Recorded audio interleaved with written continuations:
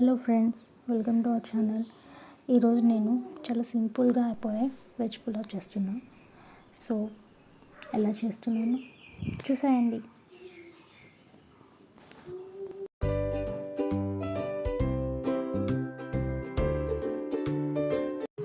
Stove on చేసుకొని cooker పెట్టుకొని అందులో కొంచెం ఆయిల్ వేడెక్కిన తర్వాత మసాలా వేసి కొంచెం ఫ్రై చేసి అందులో కొన్ని ఆనియన్స్ పచ్చిమిర్చి వేసి అండ్ అది కొంచెం ఫ్రై అయిన తర్వాత అందులో కొంచెం కట్ చేసుకున్న వెజిటేబుల్స్ వేసేయాలి.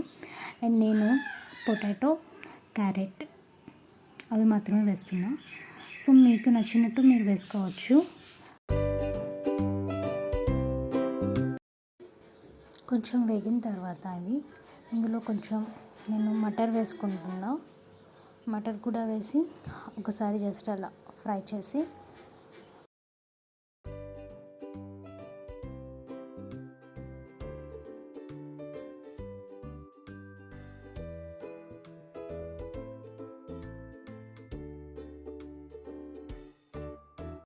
కొంచెం ఫ్రై అయిన తర్వాత ఇందులో టమాటర్, అలానే కొద్దిగా సాల్ట్, సరిపడినంత సాల్ట్, పసుపు, ఇంకా కారం, ధనియాల పొడి, ఇంకా గరం మసాలా, సో ఇవన్నీ వేసి ఒకసారి మొత్తం కలుపుకొని అండ్ మూత పెట్టుకోండి.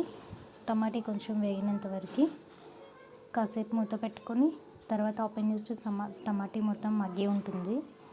అండ్ టమాటా మొత్తం మగ్గిన తర్వాత అందులో మనం వాటర్ వేసుకుందాం. నేను 3 గ్లాసెస్ వాటర్ వేసుకుంటున్నా.